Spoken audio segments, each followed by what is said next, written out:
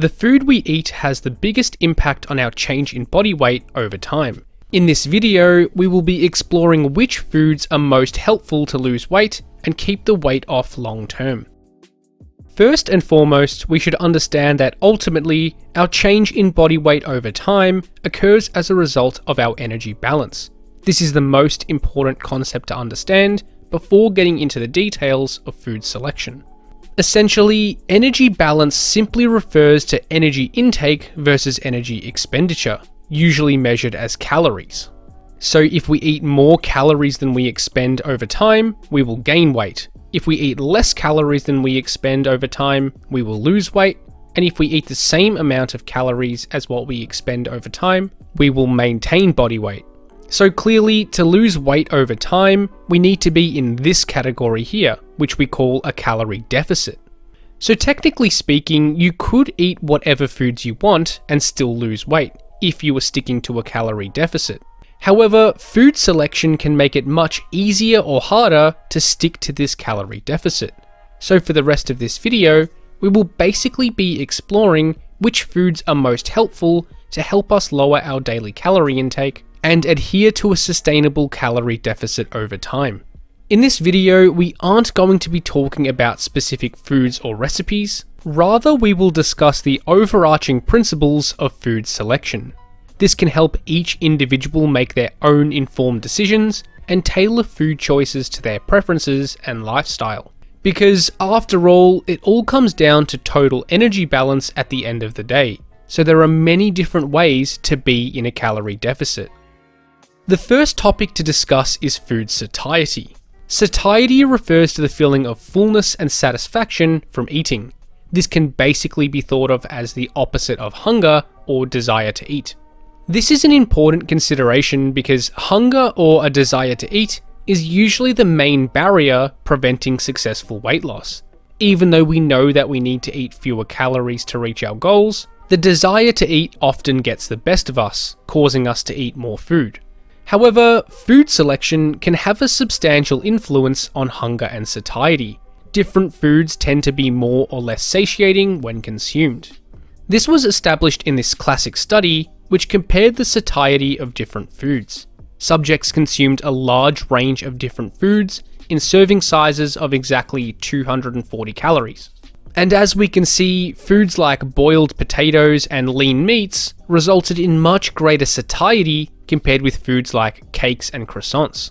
The researchers found a general trend that foods high in protein, fiber, or water content were most satiating, while foods high in fat were generally less satiating. So in practical terms, this means we should try to mostly eat foods which are highly satiating. This will allow us to feel fuller throughout the day, reducing our desire to eat. This will likely result in a lower total daily calorie intake compared with eating a diet with highly palatable foods. And as a result, this will help us stick to a calorie deficit over time with less resistance. The second consideration regarding food selection is food volume. This refers to the weight of food versus its calorie content. This is a similar concept to the satiety discussion, where our food volume can influence hunger and fullness. Essentially, we generally want to select foods with less calories per unit of weight. As an example, let's take two different foods and compare their food volume. Let's compare two carbohydrate sources, white bread versus potatoes. White bread has approximately 265 calories per 100 grams, while potatoes have around 77 calories for the same 100 grams.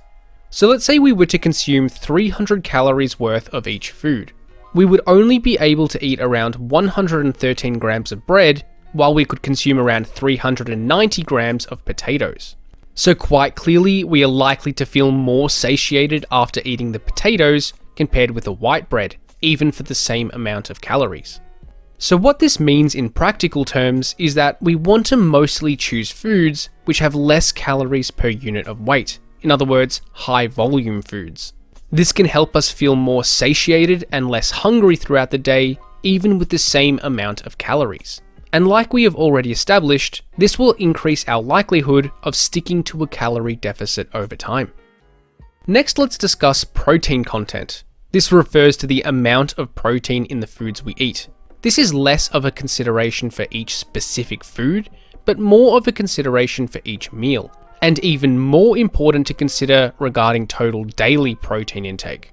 We probably want to consume a fairly high protein diet to assist with weight loss for a few independent reasons, which we will now discuss.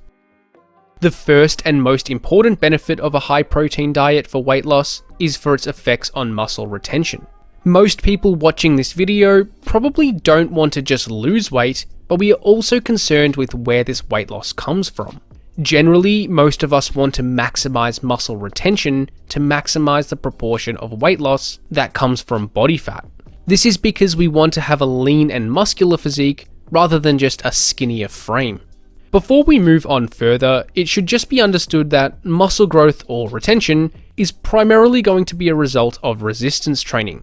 This is because training is the stimulus for muscular adaptation, which is where muscle growth is triggered in the first place.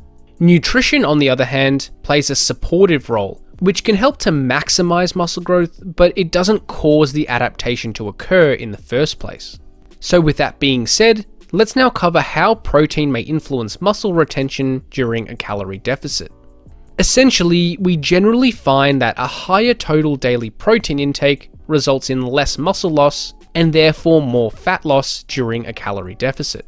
For example, this study explored the effects of consuming 1.2 versus 2.4 grams per kilogram per day of protein during a calorie deficit while performing a resistance training program. And as we can see, both groups saw a similar amount of total weight loss, but the high protein group saw about a 1 kilogram gain in lean mass, while the moderate protein group basically maintained their current lean mass. This also meant that the high protein group saw greater fat loss compared with the moderate protein group too.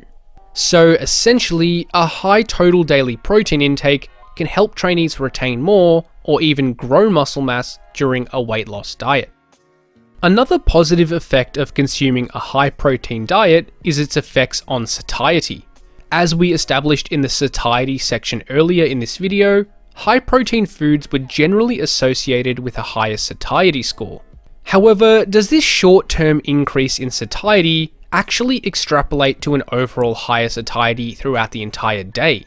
This idea was explored in this study, which compared the effects of consuming 1 gram versus 2.3 grams per kilogram per day of protein during a calorie deficit on subjective satiety ratings. And as we can see by the orange line, the high protein group experienced consistently greater overall satiety during a 4-week calorie deficit.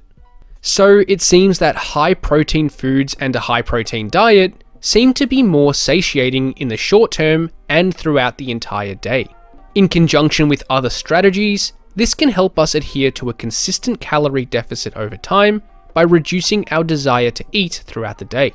However, it should be noted that a high protein diet doesn't seem to have a very large effect on hunger, so don't expect a dramatic increase in satiety from this strategy alone. Nonetheless, it can definitely still have a positive effect in the grand scheme of the diet. And the last potential benefit of a high protein diet on weight loss is its thermic effect. The thermic effect of food has a small contribution to total daily energy expenditure. It is estimated to be around 15%. This is the energy required to eat, digest, transport, and store food and nutrients consumed in our diet. It has been proposed that consuming more protein in our diet can increase this thermic effect of food and therefore increase overall energy expenditure, which would be beneficial for weight loss. And while this does seem to have some truth behind it, it probably isn't going to have any major influence.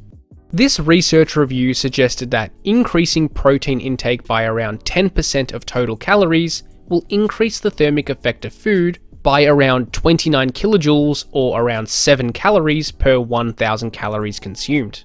As a practical example, this would mean increasing protein intake from 20 to 30% within an 8,300 kilojoule or a 2,000 calorie diet will only increase the thermic effect of food by around 58 kilojoules or 13 calories throughout the day.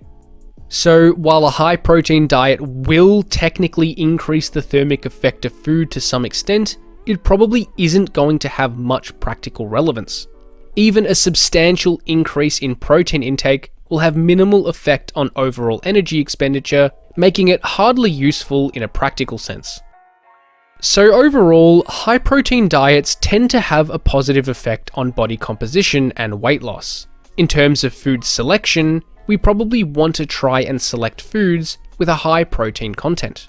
Obviously, not every single food in our diet will be high in protein, so this is more of a concern for our entire meal rather than each individual food. A good practical strategy to help ensure a reasonably high protein intake is to base each meal around a key protein source. This will ensure each meal has a decent serving of protein, which will likely contribute to a sufficient total daily intake. Another consideration for food selection is the texture of our food. This can influence satiety and overall calorie consumption throughout the day too. In general, we find that foods which take more effort to eat, or those which take longer to eat, tend to result in greater satiety and result in a lower calorie intake when consumed. For example, this study explored the effects of food viscosity on satiety and calorie intake. Subjects were provided with a chocolate-flavored milk-based product in 3 different textures. One was in liquid form, basically like a chocolate milk, another one was in a semi-solid state, similar to a thick custard, and the other one was somewhere between these 2 viscosities. All 3 products were the same in calories and nutrition, just with different viscosities. Subjects in this study were given 2 liters of one of these randomly assigned products and could consume as much or as little of it as they wanted to while watching a movie. And as we can see, the subjects consumed more of the liquid product and less of the thick custard-like product, without any instructions of how much to consume. This also resulted in a lower calorie intake, since the products were basically the same in nutritional status. The researchers found that these differences could partially be explained by the fact that the more solid the food was, the slower it was to consume, while the more liquid the drink was, the faster it was able to be consumed. This is one example of a few studies which find that foods with a texture that takes longer to eat tends to be more satiating and results in a lower calorie consumption. In relation to food selection, we should probably aim to preference foods that have a chewy or dense consistency and limit calorie intake from liquids. So, we have now discussed most of the theoretical and mechanistic considerations regarding food selection. Let's now discuss some practical considerations. These are equally as effective for food selection because our diet ultimately needs to be convenient and sustainable for long-term success. Let's now cover 3 primary practical considerations. The first practical consideration regarding food selection is taste. I think it is important to include foods and meals in your diet that you enjoy eating. This doesn't mean you have to include your absolute favorite foods all the time, but you should at least somewhat like the taste of your foods. Even if you follow all of the previous points about food selection, if you dislike the foods you are eating, it is unlikely that you will stick to the diet consistently. And obviously, we want to make it easier to adhere to a calorie deficit, not harder. So there isn't really much more to say about this topic other than the fact that you should try to find foods that you like to eat, and you don't have to force yourself to eat bland and unsatisfactory foods. The next practical consideration is convenience. This refers to the ease of food preparation, storage, and transport. We generally want to select foods that are easy to prepare, store, and transport to make it quick and convenient to eat a healthy, low-calorie meal. The more inconvenient your meals are, the more likely it is that you will decide to eat something else, which will probably be a store-bought or calorie-dense alternative. So the takeaway message here is to find meals that you can easily and quickly put together, store, and potentially be easy to travel if you need to take them to school or work. A great way to make good food selection convenient is through meal prepping. You can cook a large batch of foods at once and have readily available meals for the next week or so. And lastly, we have cost. This is pretty self-explanatory. We are simply referring to the cost of the foods that you consume. For most people, cost is going to be an important consideration for long-term diet sustainability. we generally want to preference food sources which are cheaper to purchase. This sometimes requires small sacrifices in some other categories. For example, it is usually cheaper to buy whole eggs as opposed to a packet of egg whites. So even though whole eggs have more calories and slightly less protein per unit of weight, it may be preferred due to the cost. So ultimately, I cannot provide concrete recommendations that are applicable to everyone, but I think it is important for most of us to consider the cost of our food intake as part of our living expenses. So to summarize this video, let's establish some practical recommendations. First, it should be understood that weight loss occurs as a result of being in a calorie deficit. So technically, you could eat whatever you want to lose weight, provided that you are in a calorie deficit. However, our specific food selection can help us adhere to a deficit, making the weight loss process more sustainable. There are a few different considerations regarding our food selection.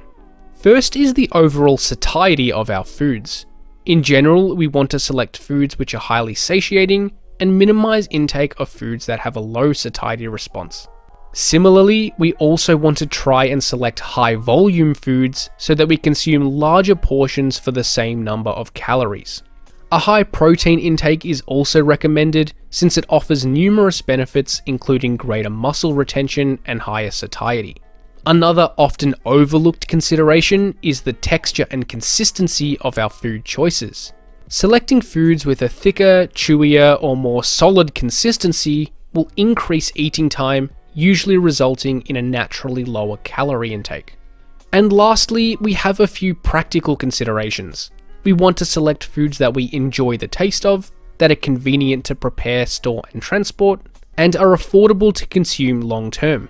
Trainees can use these general strategies to make their own informed decisions to help make the weight loss process as effortless as possible. Thanks for watching, and hopefully you got something out of this video. Check out flowhighperformance.com for online coaching, training templates, ebooks, and more.